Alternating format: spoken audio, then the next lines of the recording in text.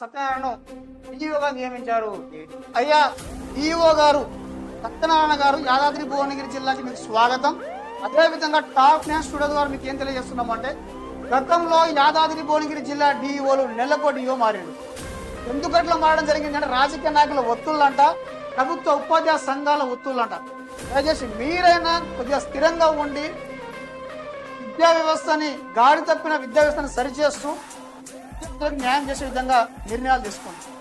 రాజకీయ నాయకుల ఒత్తుళ్లకు, ప్రభుత్వ ఉపాధ్యాయ సంఘాల ఒత్తులకు మీరు లోను కాకుండా మీ యొక్క వృత్తిని, మీ యొక్క ఉద్యోగాన్ని అలాంటి ఒత్తిళ్ళు వస్తే సెలవు పెట్టి పోవుడు కాదు.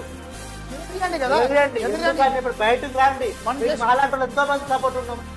తప్పు చేస్తే మనం భయపడాల్సింది. రాజకీయ నాయకులకు ఏమవసరం డిఓపీ ఒత్తిడి తీసుకుని రావడానికి? 3 నెలల్లో యాదాద్రి జిల్లా 3 డిఓలు మారిరట.